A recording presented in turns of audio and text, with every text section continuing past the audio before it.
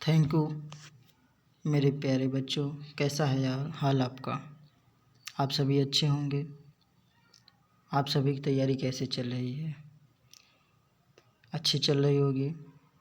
और अच्छी करने के लिए मैं आपके लिए एक नया कोर्स लाया हूँ, एक नए तरीके से, एक नए तकनीक से जो बच्चे कक्षा 9 के एंट्रेंस एग्ज़ाम देना चाहते हैं वो अपनी तैयारी अच्छे तरीके से करें, जिसकी शुरुआत हम हिंदी विषय से कर रहे हैं, जिसमें पहला चैप्टर है वर्ण विचार व वर्तनी विवेक। इसमें आप वर्णों और वर्तनी के बारे में पढ़ेंगे कि वर्ण किसे कहते हैं, स्वर किसे कहते हैं, व्यंजन किसे कहते हैं। देखिए, आप बेस से चलेंगे तो समझने में आसानी होगी। इसलिए मेरे प्यारे बच्चों अच्छे से पढ़िए। अगर आपको अच्छा लगे तो लाइक सब्सक्राइब ज़रूर करिएगा, क्योंकि यही तो मोटिवेट करता है हम लोग को। तो आइए शुरुआत करते हैं कि वर्ण किसे कहते हैं। वर्ण भाषा की वह सबसे छोटी क्या है जिसके और टुकड़े न किए जा सकें। टुकड़े करने का अर्थ है कि किसी भी शब्द को कई भागों में या किसी भी को कई भागों में बांटना, वही टुकड़े न किए जा सकें वर्ण कहलाती है। वर्ण भाषा का आधार होते हैं जिनसे शब्दों की रचना होती है। किसान फसल उगाएगा, किसान फसल उगाएगा। किसान में की अलग, का अलग, स अलग, न अलग कर सकते हैं, परंतु क्या ना को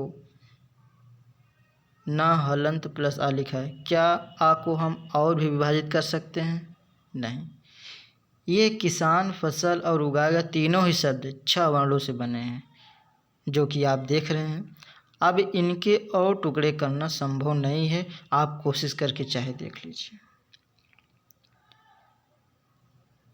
तो आप लोग वर्ण किसे कहते हैं ये समझ में आ गया होगा। अब आगे चलते हैं, वर्णमाला किसे कहते हैं। वर्णों का क्रमबद्ध तथा व्यवस्थित समूह ही वर्णमाला कहलाता है। हिंदी वर्णमाला में वर्णों की संख्या 52 है। क्रमबद्ध तथा व्यवस्थित समूह से तात्पर्य यह है कि कोई भी अक्षर जैसे आ के बाद बड़ा आ रहा है, ऐसा नहीं है कि आ के बाद का जा रहा है। यही क्रमबद्ध व्यवस्थित समूह। अच्छा, समूह जैसे क ख ग घ अंग, तो ये का वर्ग वाले समूह हो गए। इनकी एक समूह है, इनको हम का को च वाले में नहीं मिला सकते हैं। ठीक है। तो वर्णमाला को 2 भागों में विभाजित किया गया है। पहला है स्वर, दूसरा है व्यंजन। स्वर किसे कहते हैं? आप लोगों ने तो बचपन से पढ़ रहे हैं, जानते होंगे कि स्वर किसे कहते हैं। आइए देखते हैं। स्वर जिन वर्णों के उच्चारण में किसी अन्य वर्ण की सहायता नहीं लेनी पड़ती, अर्थात ये इंडिपेंडेंट है, मतलब कि ये स्वतंत्र है, नहीं लेनी पड़ती, तथा जिनका उच्चारण बिना रुकावट के लगातार होता हो, उन्हें स्वर कहते हैं। हिंदी भाषा में स्वरों की संख्या 11 है, जैसे आ, ई, बड़ी ई, ऊ, बड़ा ऊ, री, ए, ऐ, ओ, औ। यही हमारे 11 स्वर हैं। स्वरों के भेद, अर्थात अब इन स्वरों को भी 3 भागों में विभाजित किया गया है।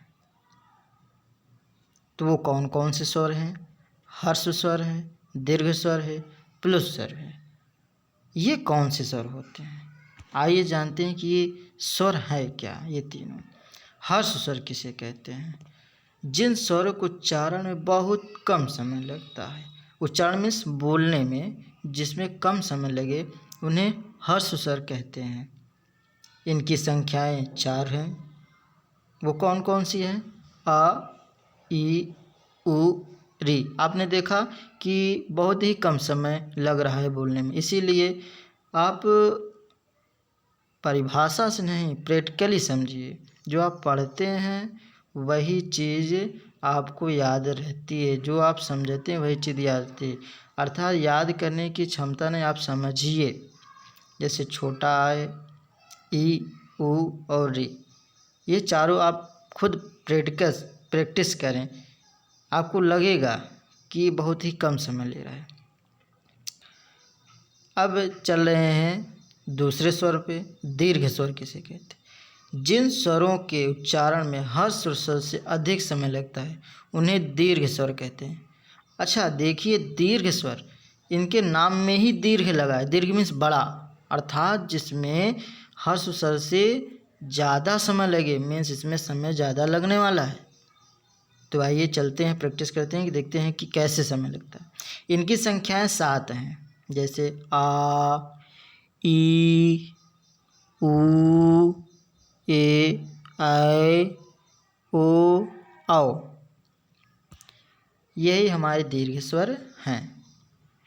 अब आइए चलते हैं अगला, प्लुत स्वर। जिन स्वरों के उच्चारण में दीर्घ स्वर से अधिक समय लगता है उन्हें प्लुत स्वर कहते हैं। इनका प्रयोग अधिकतर किसी को पुकारने के लिए किया जाता है। पुकारने मीन्स बुलाएं, जैसे गांव में आप लोग बुलाते हैं किसी को ना, तो वही स्वर हैं। जैसे ओम, राम। देख रहे हैं ना आप कि ये खिंच जा रहा है, अर्थात हम लंबा बोल रहे हैं। हे, ओम यहाँ आओ, ओम, राम तुम जाओ।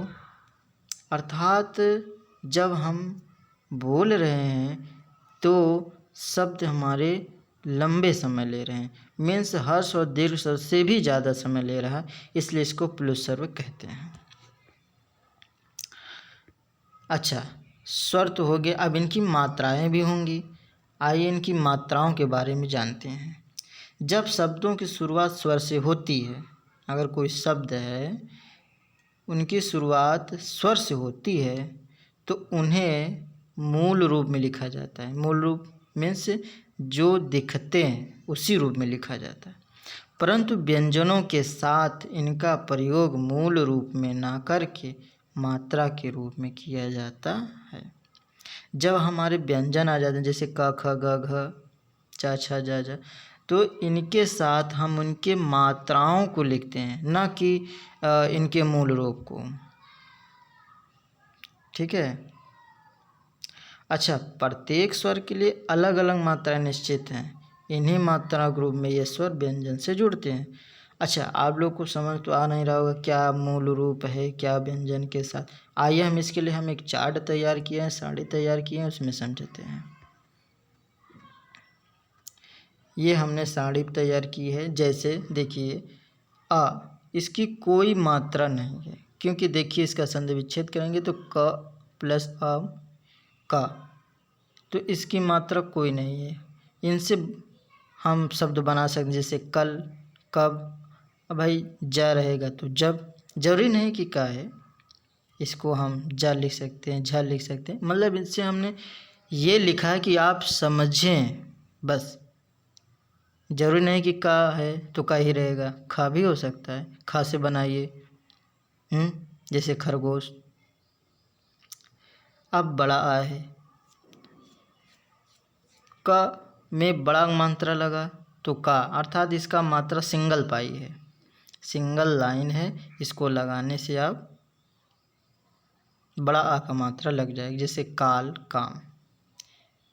ई, इसको हम मात्रा लगाएंगे तो हो जाएगा कि। इससे बनेंगे किधर, किनारा, किस तरफ, तमाम शब्द आप बना सकते हैं। इसी तरीके से आप इसमें देखेंगे कि ऊ का उपयोग हम करेंगे तो कु हो जाएगा, जैसे कुल, कुछ।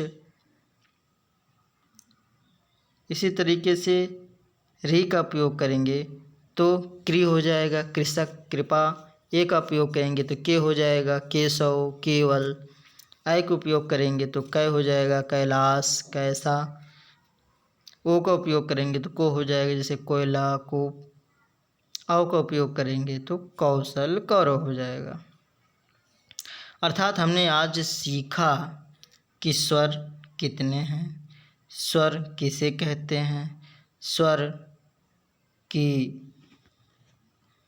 मात्राएं कितनी हैं, स्वर की मात्राएं को कैसे लिखा जाता है, कैसे इसको रिप्रेजेंट करते हैं, समझ रहे हैं। अब अगली क्लास में हम व्यंजन के बारे में पढ़ेंगे। यदि आप लोग मेरे प्रिय विद्यार्थियों अगर आपको अच्छा लगा हो तो ज़रूर लाइक सब्सक्राइब अवश्य कर दीजिएगा। धन्यवाद।